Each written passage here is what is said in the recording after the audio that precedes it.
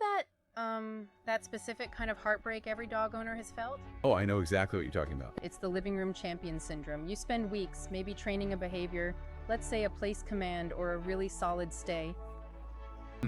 And inside the house, it is flawless. Yeah. Your dog is a genius. They have like a PhD in obedience. Right. The cookies are flowing, the tail is wagging, it feels perfect. You feel like you finally, cracked the code. Exactly. But then you open the front door, you step onto the sidewalk, and suddenly that PhD just evaporates. The dog is pulling, checking out, ignoring you, and you're just standing there thinking, I know you know this. Why are you choosing to be difficult? It's the classic regression gap. And honestly, it's one of the most frustrating things in dog training because it feels personal. It does. It feels like the dog is blowing you off or that you're just a bad trainer. Well, today we're going to fix that. Or rather, we're going to look at a set of sources that suggests we've been diagnosing the problem completely wrong. We are doing a deep dive into the concept of spine and breath, specifically focusing on week 1 of the online membership program, Coaching Canine Companions. Which is created by Lori J. Harris, based out of Rhode Island. And for anyone who follows her work, she approaches this from a very different angle than standard obedience. This is some heavy-hitting stuff. We're looking at documents like the Breath Orientation Map, the Field Guide to Pillar Eye, and the Tender Touch Mini Manual. These aren't just tip sheets. No, not at all. They're deep psychological and physiological dives. They really are. And our mission today is to unpack a really bold claim from these sources. That the reason our training falls apart outside isn't a failure of instruction. Right. It's a missing limb in the system. We've been building a chair with 3 legs and wondering why it tips over when the wind blows. That's a great way to put it. And that distinction creating change versus holding change, that's everything. That's where we're going to live for this deep dive. We need to figure out what this breath limb is, why our arrival at the front door is sabotaging our walks before they even start, and how to use touch in a way that actually communicates safety instead of pressure. And just to set the stage for you, this isn't about obedience drills. This is about nervous system regulation.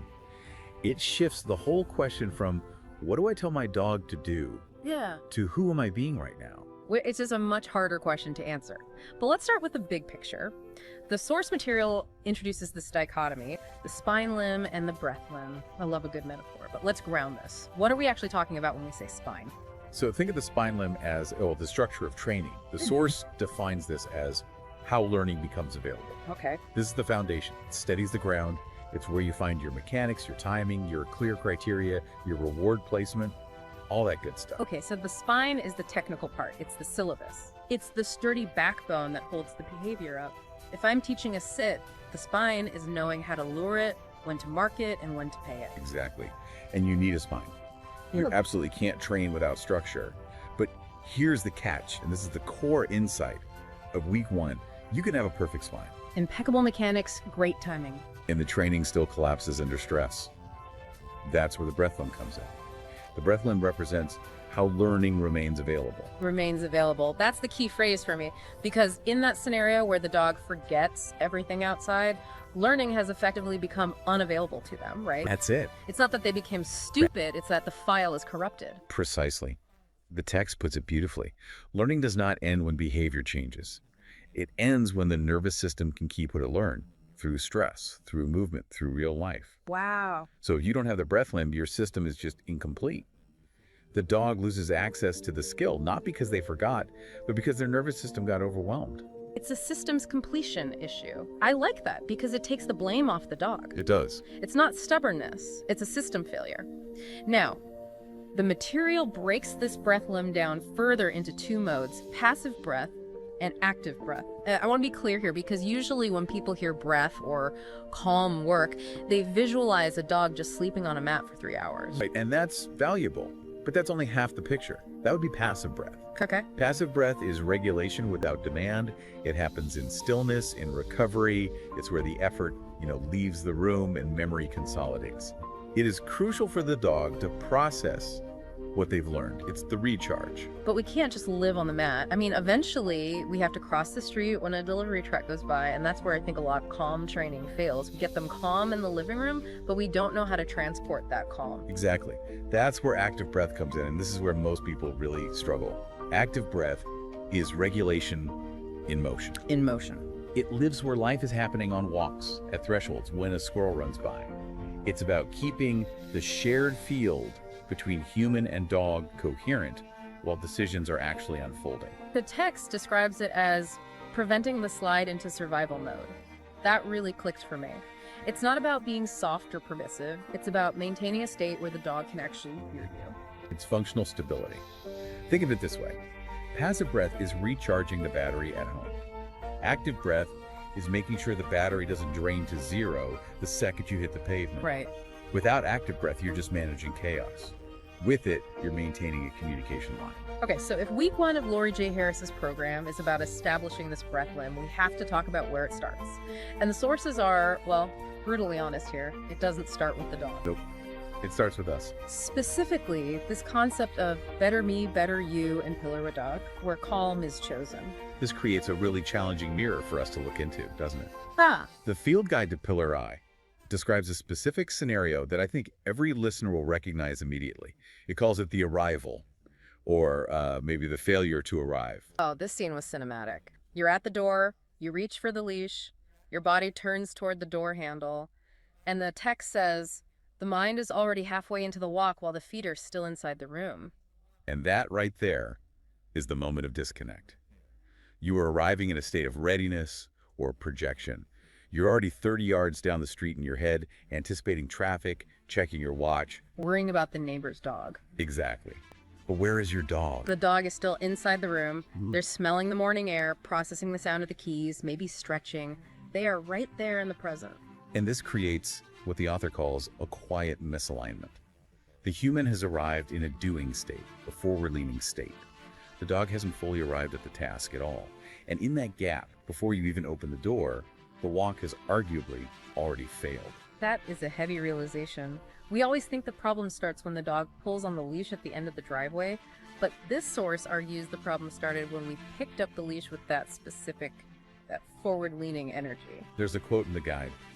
Most leash problems are not leash problems, they are doorway problems. Doorway problems. If arousal spikes at the door because of that misalignment, everything that happens after that, the pulling, the reactivity, is just the dog trying to recover or survive the situation. It frames thresholds, doors, gates, getting out of the car as negotiations. To us, a door is just a barrier we walk through to get to the real activity, but to a nervous system, particularly a dog's, it's a massive question. Is it safe out there? How fast is the environment changing? And if we rush that question, if we just bust through the door with our minds already down the block, the answer the dog gets is, no, it's not safe. We need to hurry. Yeah. You are essentially telling the dog to mobilize for a threat that only exists in your head. So how do we fix this? The guide has this phrase, arrival is a state, not a thought. Which, sounds great on the bumper sticker, but I can't just think myself calm.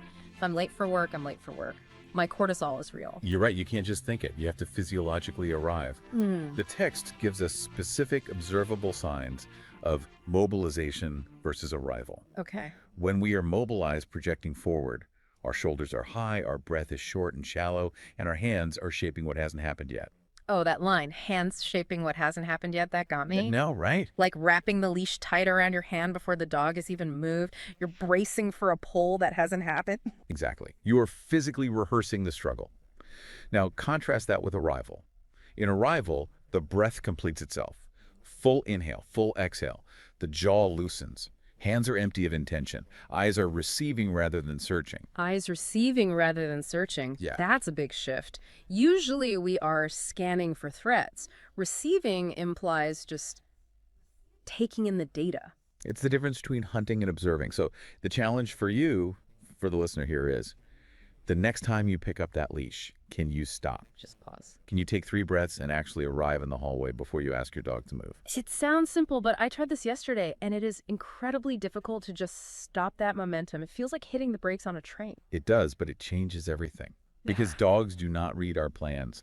They don't know you have a meeting at 9 a.m. They read nervous systems. If your nervous system is screaming, hurry, they will mirror that frantic energy. This leads us right into the bioenergy aspect of the sources. Now, I have to play devil's advocate here. When some people hear bioenergy balancing, they might, roll their eyes and think we're getting into crystals and incense. And that's fair, but the text is very specific about this not being woo-woo. Right. Laurie J. Harris is clear that in this context, energy is simply the living organization of the nervous system. We are talking about breath rate, muscle tension, posture, movement speed, and timing.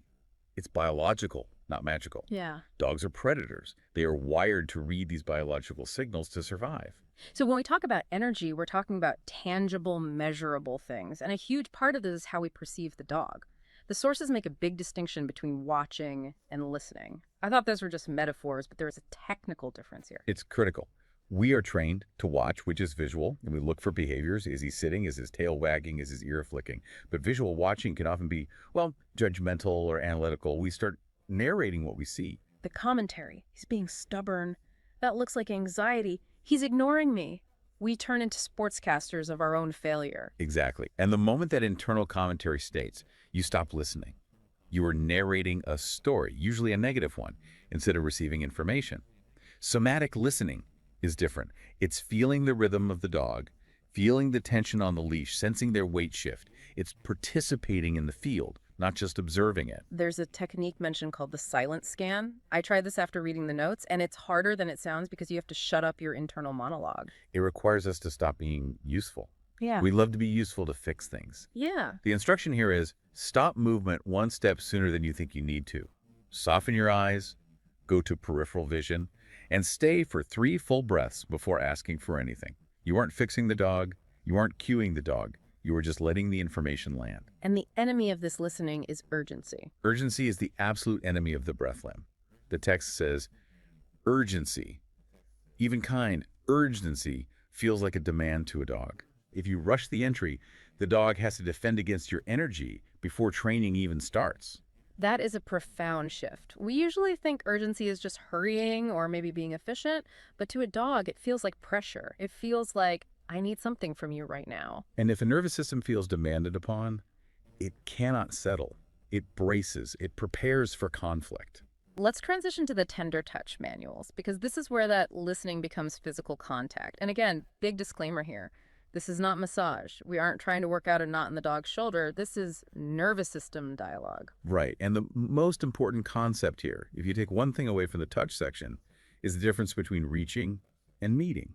This visualization helped me so much. Okay, listeners, I want you to imagine you are sitting on the couch and you are about to pet your dog. If you reach, the movement comes from your mind. It is forward moving. It says, I decided it's time to touch you. Even if it's gentle, even if you love the dog, it is destabilizing because it's a unilateral decision. It's an intrusion into their space. It's like someone walking up and hugging you without saying hello first. It might be nice, but it's startling. It puts you on the defense. Exactly. Now compare that to meeting. Meeting comes from the body. It is receptive. It says, I am responding to your invitation. Ah. You put your hand near them. You wait for the dog to soften, to shift weight, to lean in slightly, and then you make contact. You are answering a question, not starting a conversation. So touch never leads, it answers. That's the golden rule. Touch answers. And this creates the other side of that coin, withdrawal. We often think if we pull our hand away from a dog, we're rejecting them. We feel bad. But in this system, if the dog tightens or freezes or leans away and you withdraw your hand cleanly, You aren't giving up. no, you're communicating. You are saying, I am listening. I heard you say no, so I stopped. And that clean withdrawal is a massive safety signal to a dog. Wow. It tells them, oh, I have agency here. If I say no, you listen. That builds trust faster than any treat. It seems so counterintuitive, right? That pulling away connects you more, but it makes total sense. If I know you'll stop when I'm uncomfortable, I'm much more likely to let you get close. Precisely. It turns touch into a dialogue rather than a procedure. You aren't doing touch to the dog. You are doing it with the dog. Now, we have to mention the safety warnings in the source material. This isn't for every moment, right? We don't want people trying this at the wrong time. Absolutely not. The expert note in the manual is very clear. This work is not for dogs in active panic, acute pain, or total shutdown. If stillness increases distress, stillness is not the medicine. So if my dog is freaking out at a German Shepherd across the street, I shouldn't try to do tender touch. No. In those moments, you go back to structure, movement, or professional management. You don't try to energy balance a dog that's having a panic attack. Got it. This is for when the nervous system is capable of some quiet, not for crisis management. Right. It complements structure. It doesn't replace common sense. Correct. And for anyone diving into Laurie J. Harris's work, that balance is key. It's not about abandoning structure. It's about infusing structure with breath. So we've covered the missing limb, that breast that holds the training together. We've talked about the art of arrival and the problem with the doorway. We've distinguished between watching and listening and this concept of meeting versus reaching. It is a lot for week 1, but it all circles back to this idea of why we are doing it. It circles back to sustainability. The text has this beautiful line about burnout.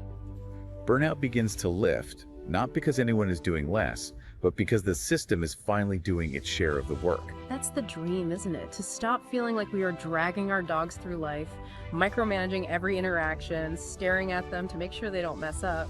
It's the shift from being a technician, someone who fixes behavior, tweaks the mechanics, tightens the screws, to being a partner. A partner shares a regulated field. Yeah. If you are the technician, you are exhausted because you are the battery for both of you. If you are a partner, the relationship carries the load. And that is why this episode focused on week 1. Because before you teach sit, or heel, or place, you have to answer that silent question the dog is asking every time you pick up the leash. Is learning available right now? That's it. If the answer is no, no amount of cookie placement is going to fix it. And usually the answer is no, because we haven't arrived yet. We haven't established the breath limb. We are trying to write software on a computer that isn't plugged in. So here's the thought I want to leave you with, listener. We talked about arrival a lot. The next time you are heading out the door, or maybe just walking into the room where your dog is, catch yourself. Do a systems check. Are your shoulders up by your ears? Is your mind already on the next task? Can you take those 3 seconds? Not to do something, but to just land. To let your breath finish. To let your hands empty of intention. Because if you can do that, if you can truly arrive, you might find that your dog suddenly has a lot less to defend against. And that is where the real training begins. Thanks for diving deep with us today. It's always a pleasure. We'll catch you on the next deep dive.